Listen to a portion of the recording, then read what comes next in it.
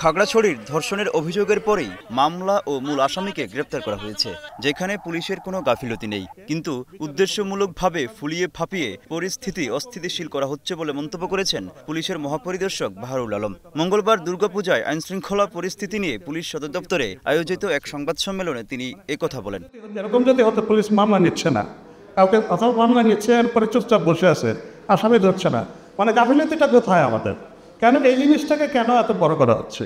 দুর্গাপূজাকে কেন্দ্র করে আইনশৃঙ্খলা পরিস্থিতি নিয়েও পুলিশের কঠোর অবস্থানের কথা তুলে ধরেন পুলিশের মহাপরিদর্শক। জানান, সোমবার পর্যন্ত 49টি অপ্রীতিকর ঘটনা ঘটেছে। এর মধ্যে 15টি মামলা ও 19 জনকে গ্রেপ্তার করা হয়েছে।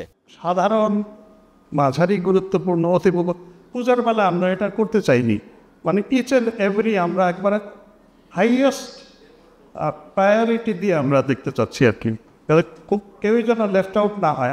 জুলাই অভ্যুত্থানের পর দায়ের করা 1700 মামলার মধ্যে 55টি অভিযোগপত্র দেওয়া হয়েছে। বাকি মামলাগুলোর অভিযোগপত্র কবে দেওয়া হবে তা নিশ্চিত করে বলতে পারেননি তিনি। হত্যা মামলায় মোট আসামি যারা চার্জশিটেড হয়েছে 1941 জন, আর অন্যান্য ধারায় আমরা চার্জশিটেড আসামির সংখ্যা 2185 জন। এই হচ্ছে আমরা যেগুলো তদন্ত শেষ করে আদালতে রিপোর্ট দিতে পেরেছি। জাতীয় নির্বাচনকে সামনে রেখে অক্টোবর থেকে জানুয়ারি 15 তারিখ পর্যন্ত 1.5 লাখ পুলিশ সদস্যকে প্রশিক্ষণ দেওয়া হচ্ছে বলে জানান পুলিশের মহাপরিদর্শক। আমি কিন্তু পালিয়ে যাচ্ছি না, আমি এই চ্যালেঞ্জ মোকাবেলা করে আমি সামনে যাব এবং আমি সফল হব।